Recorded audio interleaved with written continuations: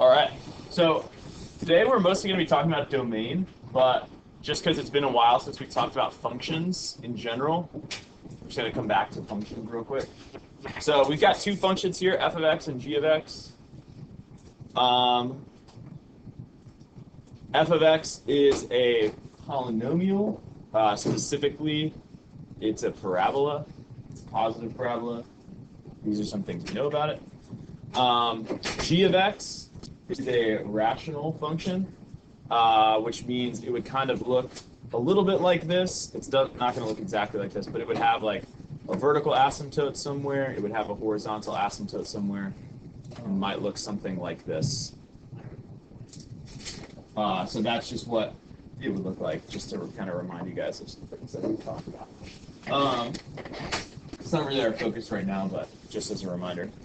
If I see this right here, f parentheses -1, how do we say that? How would I say that out loud? Okay. F of -1. Nice. And what does that mean? What do we do with that?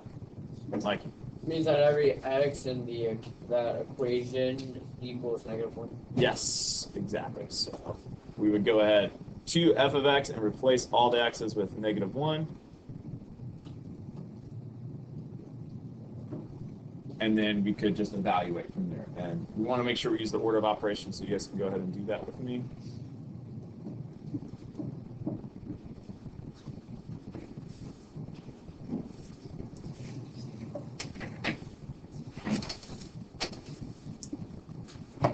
And we should get it. Okay, you guys go ahead and evaluate g of 2. Very simple.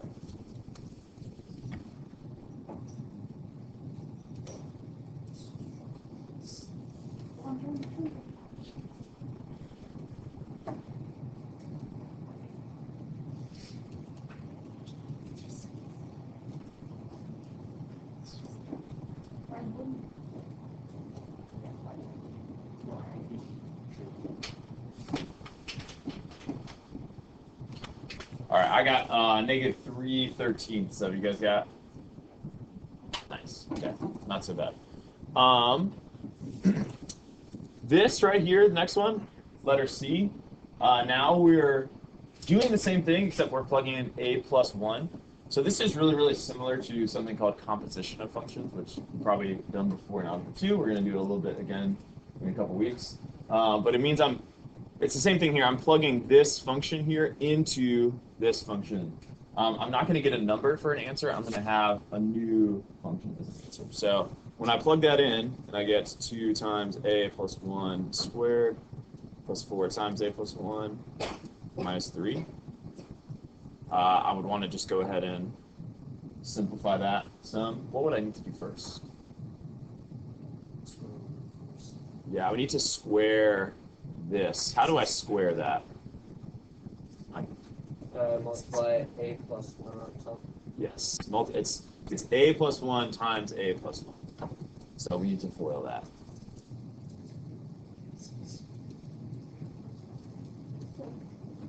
FOIL like this.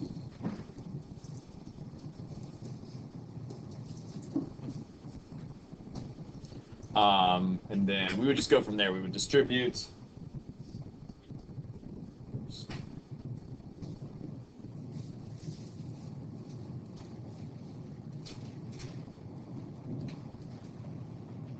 And then we would combine like terms.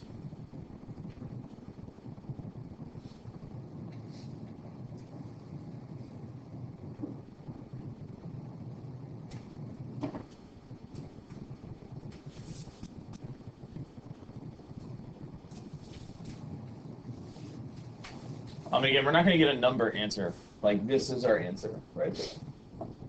We don't have to factor it. If it could factor, we could do that. But no one told us to, so we can just leave it like that. That would be it. Okay, go ahead and do g of 3a.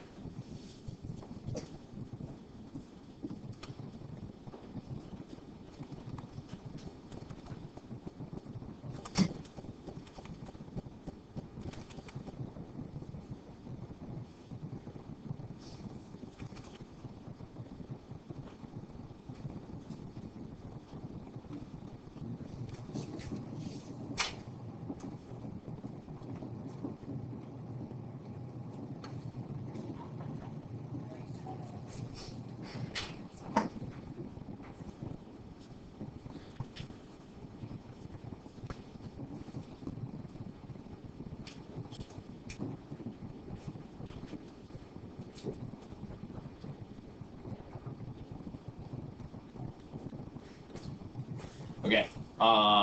Did you guys get this? 5 minus 12a over 9a plus 7. Sweet. And again, we would be done. That's all we need. Okay. Cool. So just a little reminder. This is a little foreshadowing to some composition of functions, some stuff we'll be doing later. So we're gonna be thinking about domain and range. What does domain mean? Like The range of x. the range of x. It's an interesting way to define it using the word range, because we're also going to have a different definition for range. We say that without using the word range. It's the beginning and ending of where the x value is. Okay, yeah, beginning and ending of where the x values are. Yeah. So it's the x values. I like to think of this as like a list of the x values, but yeah, there's a lot of different ways we could define it. List of x values in a function. Or you could say like all of the x values in a function. You could say something like that. Similar for range, all of the y values.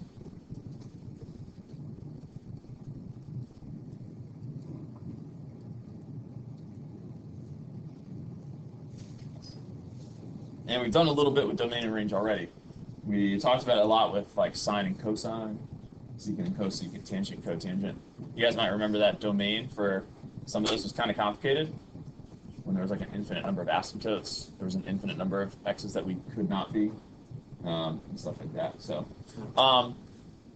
actually, a function is maybe not the best word. We should say a relation instead.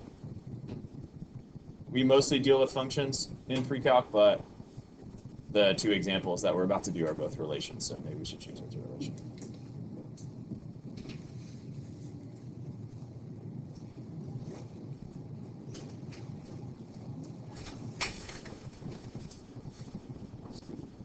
Okay, so for letter A here, this relation, go ahead and find the domain. Wait, what would the domain be? Let's do it all together here. 6 and 10. Okay, yeah, it's just two numbers. Since it's just two numbers, we want to use the old squiggle brackets, or they're really called curly braces, which sounds, I don't know. That's the real name, but what would the range be? 3, 5, and 2. Okay, it's better to put those in order. It's not 100% necessary. I would say it's probably 95% necessary. Is this a function? No, why not? Because can't have two x's.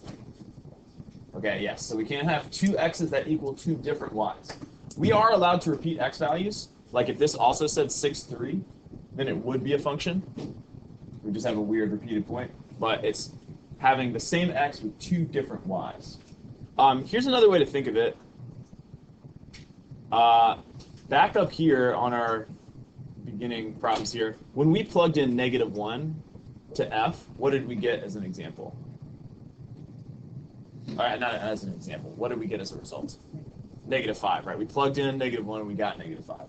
It would be weird if we plugged in -1 and then the second time we did it, we got a different number, right? Like that would be a strange result to happen. That's kind of the difference between a function and a relation. If we plugged in -1 and got a different answer, that'd be weird. It would not be a function. Okay, leave some space over here on the side, by the way, for some pictures. Okay, do domain and range and determine if letter B is a function. Ready, set, go. Plus you.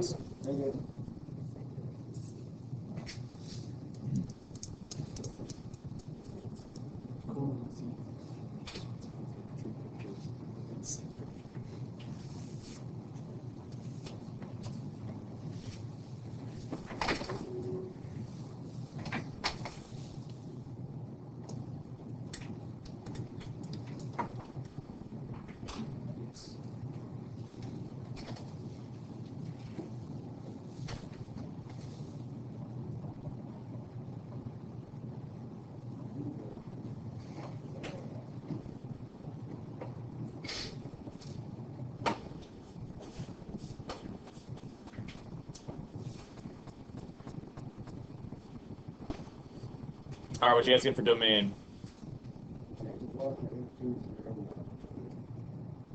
Okay. And range? 4, 4, 5. Is this a function? Oh. Yes. This is a function. We are allowed to repeat y values. That's fine. We're just not allowed to repeat x values and have different y's. Having a repeated y value with different x's means that the inverse of this would not be a function. That's something we'll talk about in a couple weeks as well. We would also say it's not 1-to-1, I think. Not 1-to-1. Yeah, a little rusty on that terminology. Okay. We're going to do the same thing from a graph here. We're going to do domain, range, and determine if this is a function. So I'm going to put some points on here.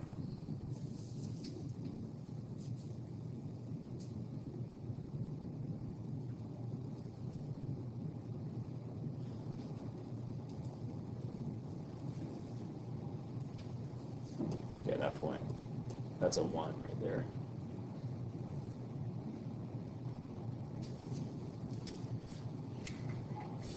Okay, for this graph right here, do the domain, the range, and is it a function?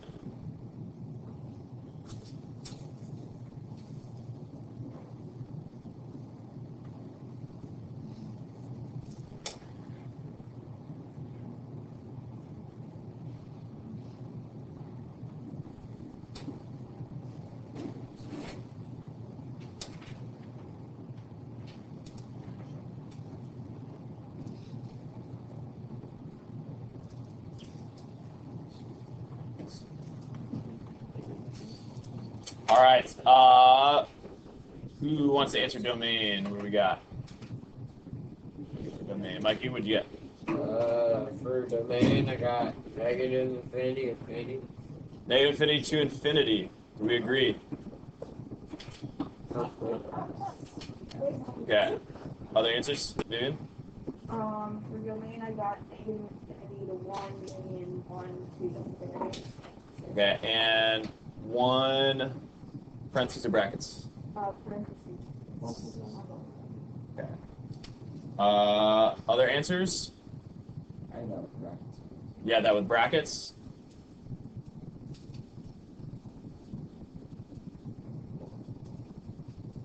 Any other answers? That would just be just Okay, our answer is this middle one right here.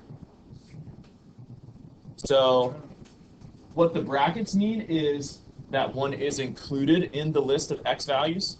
If I look at this function right here, there is a vertical asymptote at 1. There is no point at x equals 1. So 1 is not in our x values. So that's why we use parentheses. That's also why it's not negative infinity to infinity, is because this function breaks in the middle right there. It does not include x equals 1.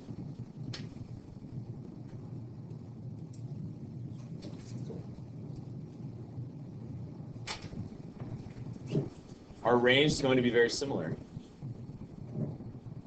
What do we get for range? Salah?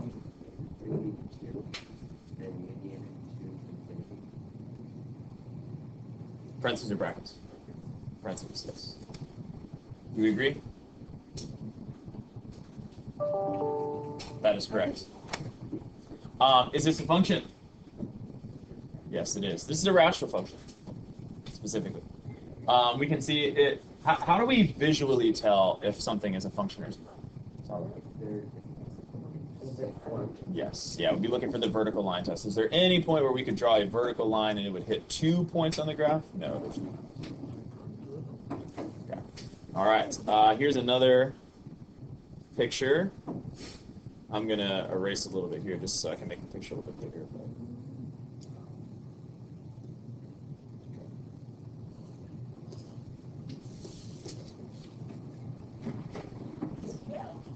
It's going to be kind of a strange looking function.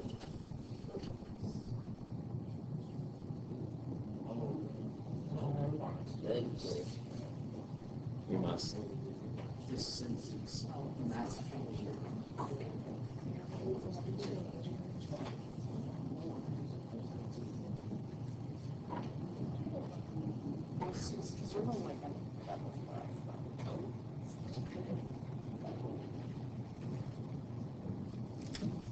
Yeah, so Is that on 5 or is it just above 5? this point right there at the end of that is at 5. Yeah. Not where it crosses. Okay, same thing here. Domain range. Is this a function?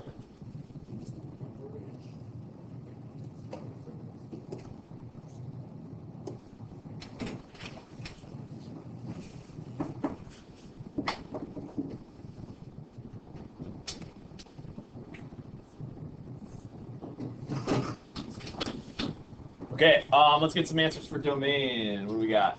Vivian, what do you got?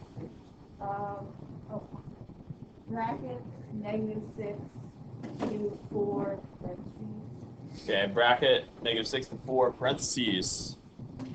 Do we agree or other answers? Mikey? In brackets, -6 to -2, and then bracket -3 to parentheses 4. Okay. Other answers?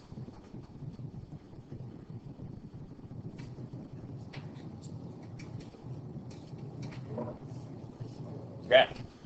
It is the first one. Okay. And here's one thing to think about. This says from -6 to -2. -3 is included in that. It's part of that piece right there. And this is saying from -3 all the way to 4, -2 is included in that. So if we look at the x values here, we have from -6, and then that goes to -2, but there's a -2 right there that goes all the way to 4. 4 is going to be in parentheses because we don't actually have a point there. We have an open circle. But yeah, our x values cover all the way from -6 to. Like casting a shadow. Yeah, it is like that. It's like it's casting a shadow. The way I like to think of it is like if rain was falling, is there any place where you wouldn't be sheltered? That's kind of how I think of it. I guess you get a little, I don't know. Anyways, it's just a metaphor. Range. 7. -2 to 7, all in brackets. Do we agree? Tim, you disagree? Well, I kind of said it, but it wouldn't be that because open circle. Okay, yeah, so we have this open circle here at y equals 2. Is there a point on this graph where y equals 2? Oh. Yes, there is right there. Yeah, so this is the right answer. It's kind of the same thought process here. The y values go all the way from -2 up to 5, and then at 5, like it continues, those y values go all the way up to 7. So our domain and range are actually all one piece, even though our graph is not in one piece. Is this a function? No, this is not a function. It fails the vertical line test a few times right there. So it makes the domain all one piece, but that is different than the function we all use. Is this graph continuous? Would you say this graph is continuous? No, we would not. Continuous means all one piece. This is not continuous. Is it continuous now? Yes, it is. This graph is now continuous. It's all one piece from beginning to end. Is it a function still? No, it's not a function. What's up? Oh, you would have to have multiple equations for this. Yeah, it would be a piecewise. Yeah, graph where we graph this. Yeah. Okay, cool. Let's go to the back.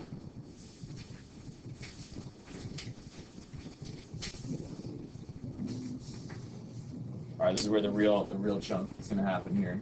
So we want to be able to figure out domain of a function a few different ways. We want to be able to look at a list of points and determine the domain. We want to be able to look at a graph and determine the domain, we also want to be able to look at an equation and determine the domain. And there's a couple of rules for domain. There's two rules that we're going to focus on. Rule number one is don't divide by 0 ever. So that means that in your list of x values, any number that would make you divide by 0 should be excluded from that list. So in this function right here, 1 over x squared plus 2, what number, if we plugged it in for x, would make us divide by 0? 0. So we don't want x to equal 0. The way that we would write that is for a domain is negative infinity to 0, parentheses 0 to infinity. So this would be the domain. This top thing, x not equal to 0, is helpful to think about, but that is not the domain. Our other rule is you are not allowed to take the even roots of a negative number. An example of an even root would be a square root, or a fourth root, or a sixth root, etc. So an even number. This would not apply to a cube root. But like, if we do square root of -2, is that a real number? No, it's not real. It's imaginary. So we're not really allowed to do that. We're not allowed to plug those numbers in for x. So what are some numbers that if I plugged it in for x and k of x here, would make us take the square root of a negative number?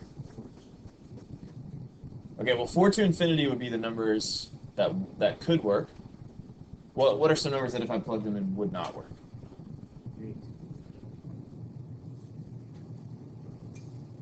If I plug in 3, is that negative inside? No, that's 0, so we're allowed to do that. If I plug in 2, is that negative inside?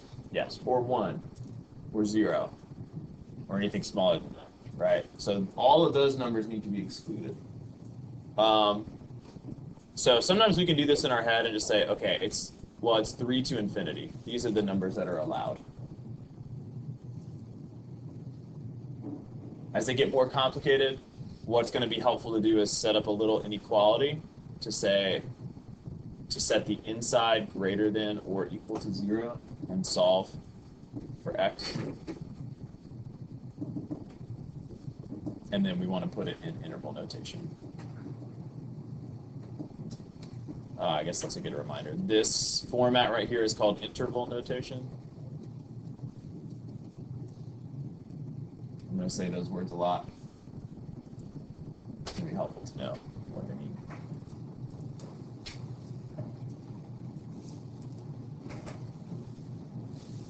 Okay, so those are our two rules.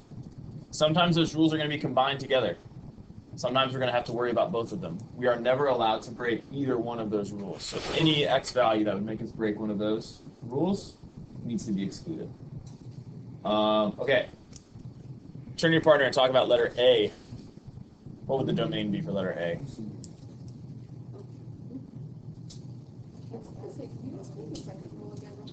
You can't take like any roots out. Like you can't square root it. You can't. I can't take the square root of a negative number. So any number that would make the inside of a square root negative cannot be part of the domain.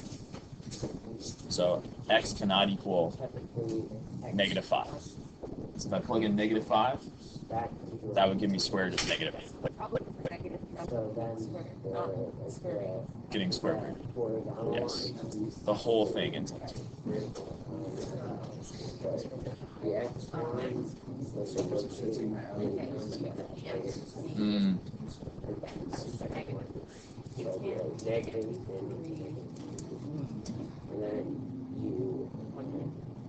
Okay, for letter A, what do we get for domain?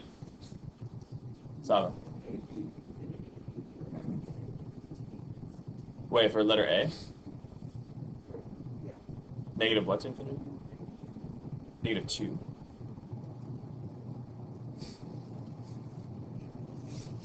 See? I got negative infinity to -3 about, and then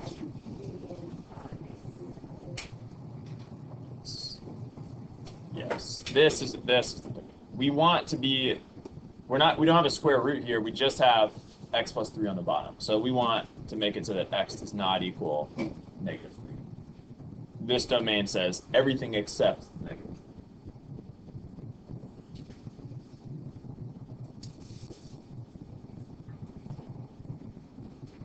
Okay, with your partner, do letter C. Letter C.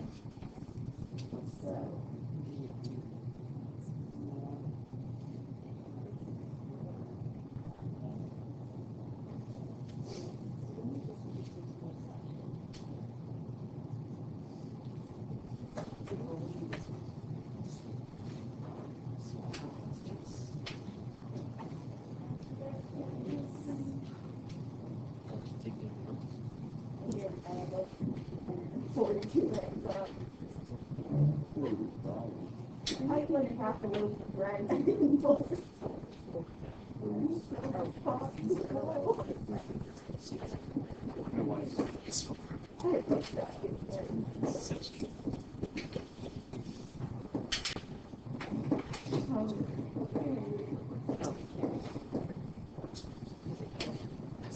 All right, what do we get for letter C? Tim. Hard bracket, word infinity. Do we agree? -4 to infinity?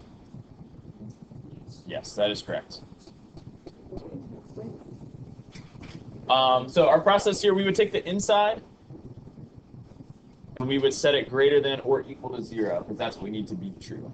It's not allowed to be negative, which means it can be 0, it can be greater than 0. We would solve for x. Okay. Let's take a look at letter E. So letter E, now we have a similar problem, but the inside here is getting a little bit more complicated. So what do we need to be true in order to follow our domain rules here? Yes, the inside here needs to be greater than or equal to 0. Okay, but this is a little bit harder to solve for x. This actually is taking us way back to standard number 3, which is maybe the second week of school, way back in the day. There are 2 ways that we could solve this inequality. I think the easiest way would be to graph this shape right here. What type of shape would this be? Quadratic. Yes. What would the zeros be? -4. What would the zeros in this parabola be? 2 and -2, yes, because it's been factored into x plus 2, x minus 2. So our parabola would look like this.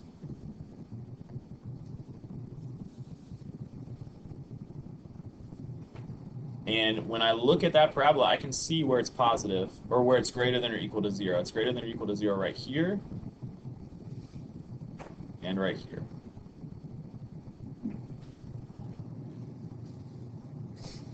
So that's one way that we can solve that.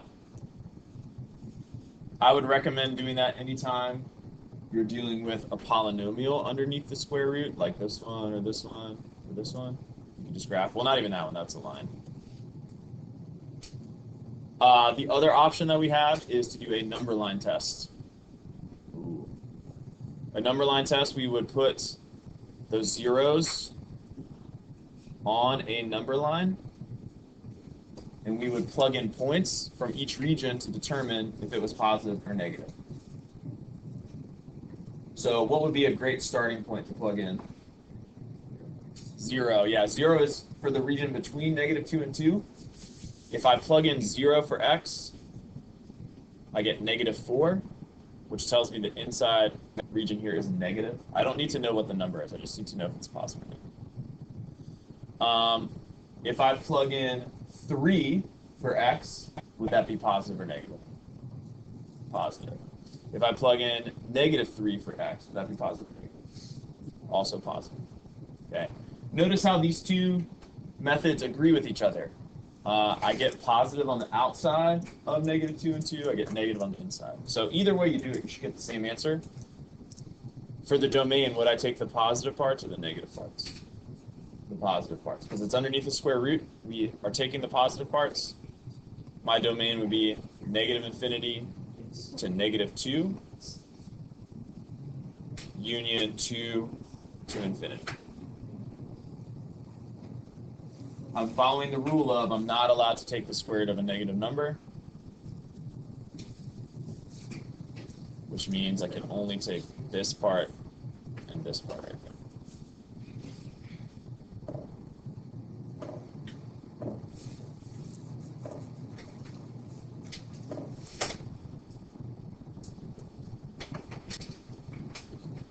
Okay, when I do letter G, the starting point is very similar. I need the inside of this to be greater than or equal to 0.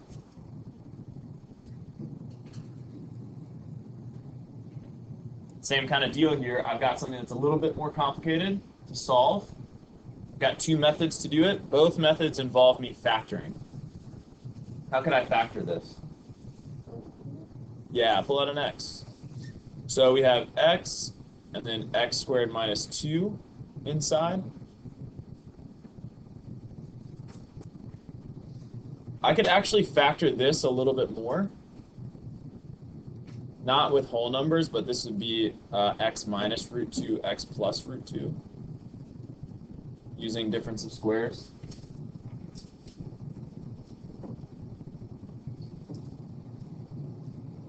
I could find the zeros of that another way too, though. I like factors. So how many zeros does this thing have? 3. So what are they?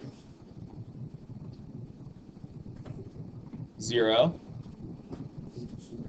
root 2, negative root 2. So if I'm doing a number line test, those would be my points on the graph right there. If I'm graphing, those would also be my points on the x-axis. I'm always going to graph these. I hate doing number line tests. I find it to be very annoying. But that's just me. This is a positive x cubed polynomial, so it's going to look like that. This is standard 1, literally the second day of school for you guys. First day of school for the red day, folks.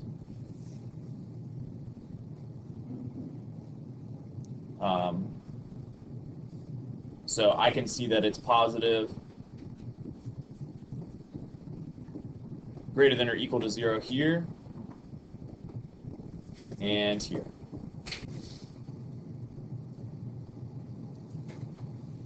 If I did a number line test, I would expect to get this. I didn't actually plug in those points, I just looked at the graph. I cheated. I don't want to do a number line test. So what would my domain look like with this result?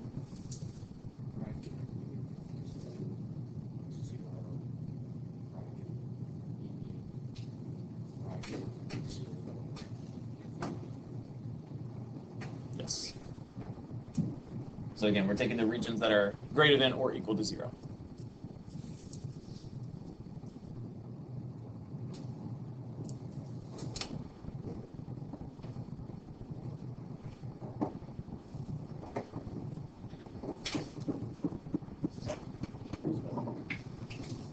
Click the password. Yeah.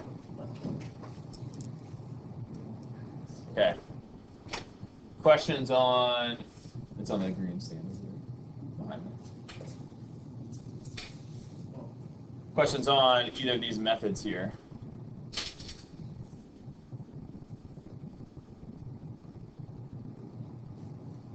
Okay, we're kind of pulling together a lot of things from earlier this year, so classic math. You need to remember everything all the time. Okay, you guys now do the right side column here, B, D, F, and H.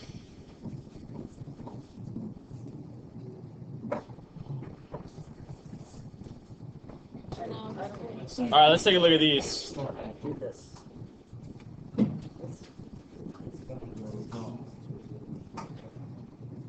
So for letter B, are there any square roots in here? No. There's a square, but that's not a square root. Those are different. Okay, so is there a chance I could divide by 0? Yes. So I'm not worried about positive or negative. I'm just worried about dividing by 0. What number or numbers would make me divide by 0? 2. If x equals 2, then we would divide by 0. So x cannot equal 2. So our domain would be everything except 2. Which would look like this. Yes. Where do you get Crystal? The bottom, if x equals 2, the bottom equals 0. If I said 2x minus 4 equal to 0 and solve, it's 2. So this interval notation, this right here, this is trying to communicate the numbers that x is allowed to be. This right here is more what I think of as like figuring out the problem. Like if you can figure that out, the question is just how do I communicate it correctly? Okay, I've got the idea, how do I find the words? It's a lot like learning a language. Like you know what you want to say, make sure we say it correctly. So for letter D, what are some things we've got to worry about with letter D? Okay, we don't want x minus 5 to be negative. So we're thinking, okay, x needs to be greater than or equal to 5. Anything else? So, okay, yeah, we don't want the bottom to be 0. What number would make the bottom equal 0? 5. So basically, we've come up with 2 things here based on our rules. One is that x needs to be greater than or equal to 5, and the other one says x cannot equal 5. We need to combine these 2 rules together so that they both agree. And so what we're going to say is 5 to infinity with parentheses. Because what this is, this combines the 2. This one in interval notation would be a bracket. This one would be like this. But we need these 2 rules to agree with each other. Yeah.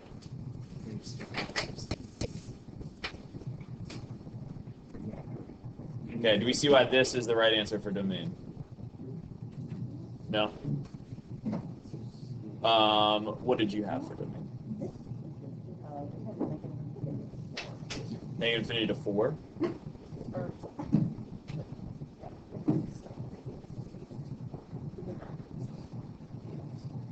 And then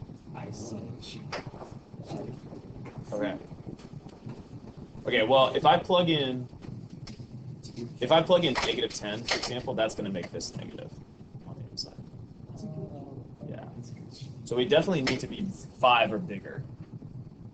Otherwise, the inside's going to be negative.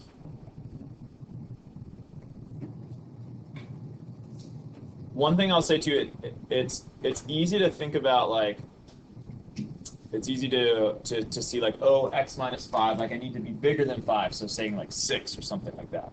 Or, oh, x needs to be less than 5, so starting with 4. Remember that there's lots of numbers that are bigger than 5 or less than 5 that are not 6 or 4, like 5.1, 5.01, 5.000, which is why we want to use 5 as our starting point.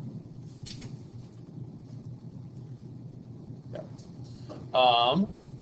So, again, combining these 2 things to make one rule that agrees, to make one domain that agrees with both of them. We want the most restrictive. Okay, for letter F, what do we get for domain?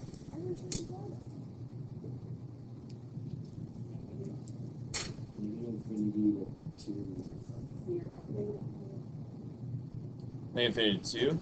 Yeah. I also heard negative infinity to 0. And then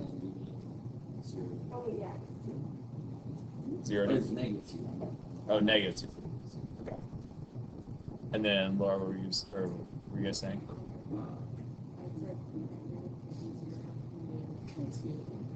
Okay.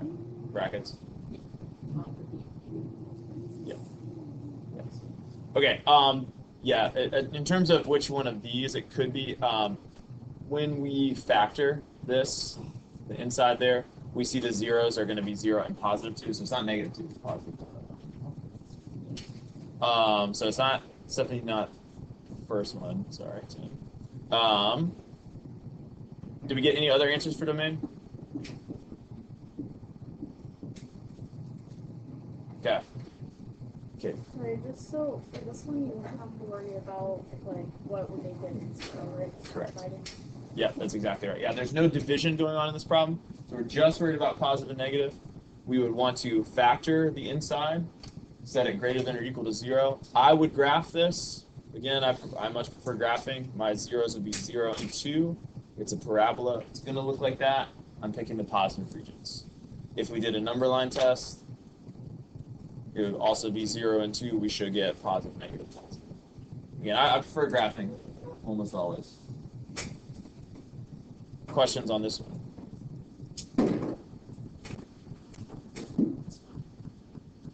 Okay. For letter H here, are there any numbers that would make us divide by 0?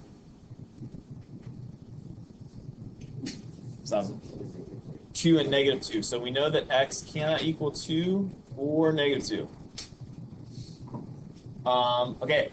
Are there any numbers that would make us take a square root of a negative number? Yeah, so x is greater than or equal to negative 4. So yeah, if we take that top part, we set it greater than or equal to 0. That's how we get the second one there. If we factor the bottom, x plus 2, x minus 2, we come up with our few numbers there. So this, a lot of times, like, it's easier for me to think of what should go here. Like, just kind of say it out loud. Like, okay, x can't be these two numbers, and x needs to be bigger than this. The challenge then is to combine this into interval notation to communicate that. Any questions on where we got this part from? Oh, wait, for the x's greater than or equal to negative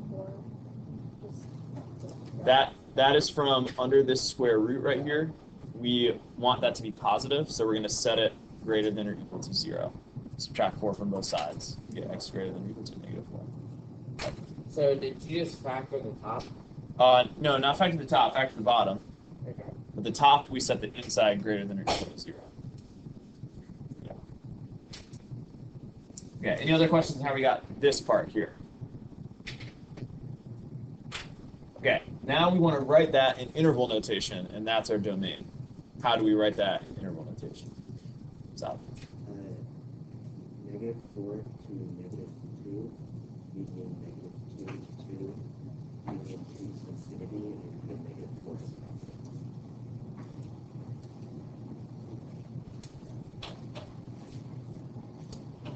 What do we think? Does this interval notation say the same thing as this here in the circle? It does. This is correct. Because this is saying we need to be bigger than negative 4, every number bigger than negative 4, except 2 and negative 2. And that's what we're writing.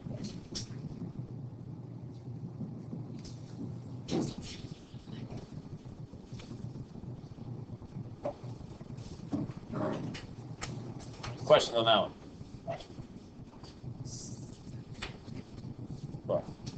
It's such a really like I thought it was huge. Like the numbers like flipped and like the square thing, like the x was rolled on the bottom. On the top. Okay, if we had this instead, that's a good question.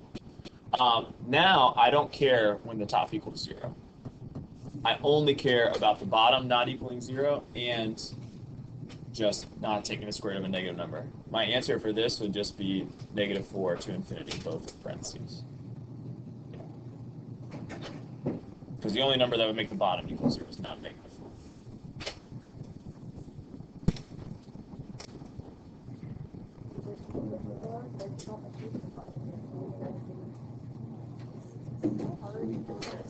Okay, so I want you guys to do numbers 1,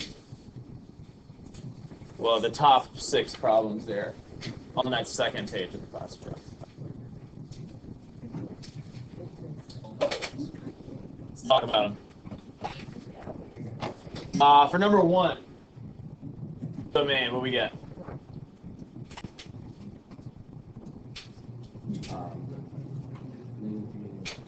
Yes, negative infinity to infinity. There's no division in this. There's no square roots. If we think about it too, this is a parabola, right? It's got all the x's there. Okay, let's go to number 5. What does the top tell us needs to be true? What's that? From the top? I think that I agree with that from the bottom. X can't equal 1. Or negative 1. That's what the bottom's telling us. What is the top telling us? Yes, x needs to be greater than or equal to 1. I like doing this first. I think that that is a lot easier to come up with than the interval notation at the end. And for me, if I'm grading and I see that you write this and then your final answer is wrong, then I know that what you're not understanding or having trouble understanding is how to write that in interval notation. But you do understand the domain that, oh, x needs to be greater than 1 and x can't equal 1 or negative 1. If I don't see that on there and then I see a wrong interval notation, then I don't know what you don't know. That's helpful for me to know what you know. Okay, so this is what needs to be true for x. How do we write that in interval notation?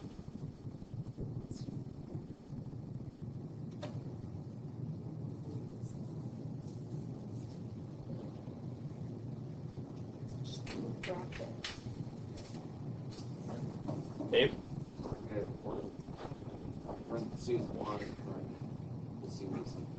Okay.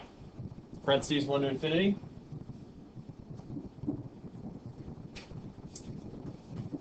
Yes, that is correct. Okay. The top one would say bracket 1 to infinity, but the bottom one says, whoa, whoa, whoa, you can't be 1. So we need to change that parentheses to, or bracket to a parentheses. Notice how negative 1 doesn't end up being an issue because it's not even in that group right there. Here's something that could be helpful for you guys if you're having trouble writing it in interval notation, is think of a number line, like a real number line here, and try and kind of shade it in where x is allowed to be. So it's kind of like a visual way of doing it. If x is not allowed to be 1 or negative 1, I'll put some open circles there. And then if x must be greater than or equal to 1, I would shade in greater than 1. But I'm not going to contradict that open circle that I put. So then this part right here, like that's what we're describing, is that part. Like you're saying like all the numbers that x could be, oh, it can only be these right there. For some of you guys that might be more confusing than it's helpful. But if you think that way, which I think it could be helpful. So I'll use that maybe a couple more times here. You can decide if you like it or not. Number 2, domain. Parentheses.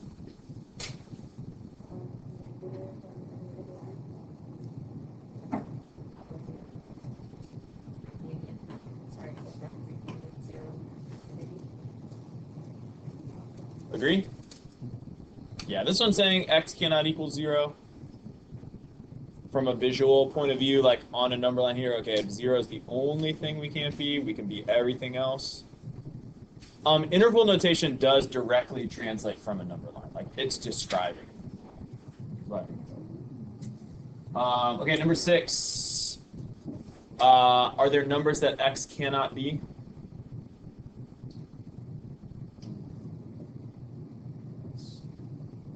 Probably 3 and negative 2. Yeah, when we factor the bottom there, we get x minus 3x plus 2.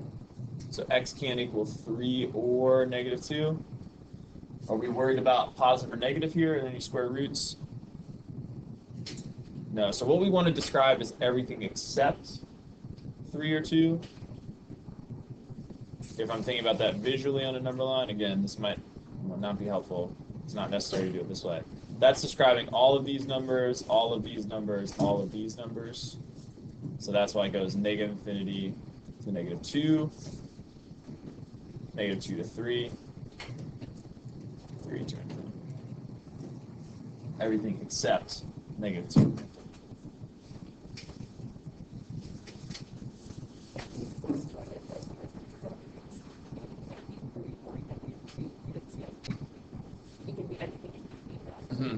Yes. Yeah. Yeah. Number 3, domain.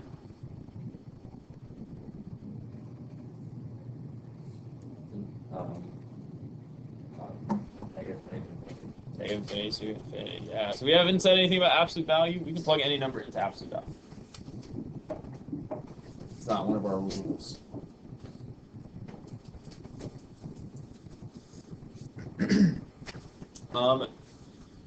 Excuse me. Number 7. Are we worried about dividing by 0 in this one? No, we're not. Are we worried about being positive or negative? Sean, what do you got?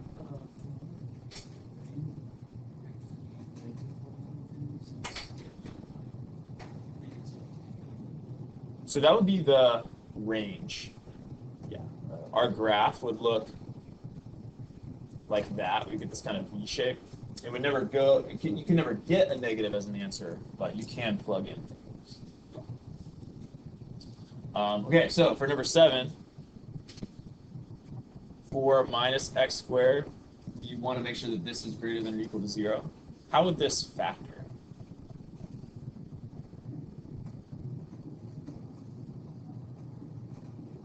Okay. X plus 2, x minus 2 is close. That would actually be x squared minus 4 factor. Negative. Negative what? Yeah. Okay, negative on the outside would work. Yep. Yep. I would probably factor this into 2 plus x, 2 minus x, but that is the same thing. 2 plus x, 2 minus x. Either way we do this, what are the zeros of this parabola? 2 and negative 2. Is this parabola facing up or down? Down, because it's negative x squared.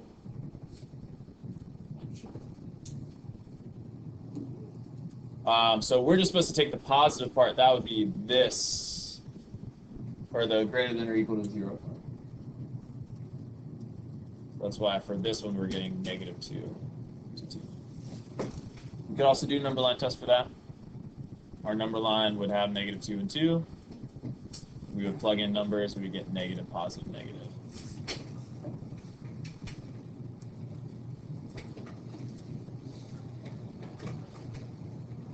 Okay. Real quick, I want to go to the very last page. I want to look at number 14 there on the last page. And one similar.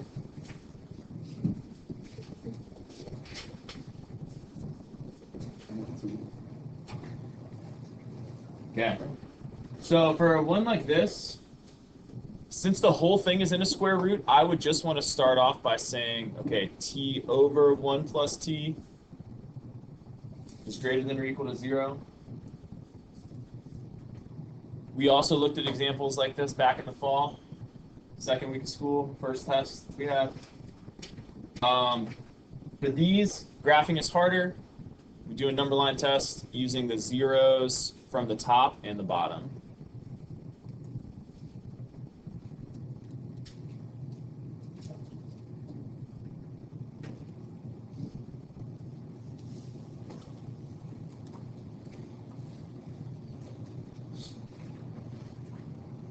We could graph this. It just takes a little while. What would make the top equal 0? What value of t? 0. What number would make the bottom equal 0? Negative 1. Now we do our number line test. So if I plug in 1 for t, would that be positive or negative? Positive. I'll do this region here. If I plug in -2 for t, would that be positive or negative? -2 over 1 plus -2. That would also be positive. These things usually alternate. I could predict that the middle is going to be negative. But I could plug in -1/2, so -1/2 over 1 plus -1/2. That is negative. And so for our domain of this, we want to take the positive parts. My domain would go -infinity to -1 parentheses, union 0 to infinity, with 0 having a bracket.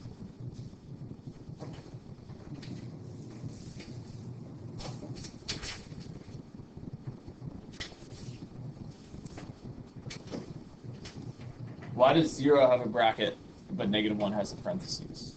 David. -1 has a parentheses because if we have actually -1, it'll make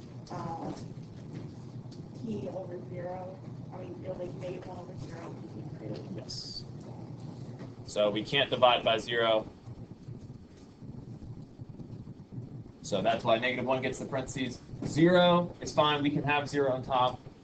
And that's our domain. Looks like this. Yeah. I will say, this domain can be one of those things that is really confusing. I'm seeing signs of that, and that's normal. The key is going to be doing the homework and practicing it. And I would say, especially with this, if it's not quite making sense, like, work time today to be a good time to do it, as opposed to like right before the quiz or right before the test. Like, this might be something that needs to be reinforced right away. So if you're having questions, if it all seems like it's kind of arbitrary, like, oh, these rules and how to write it, it's like all just kind of like, I don't really understand the pattern here. Today, work time would be a good time to do it. But that's just my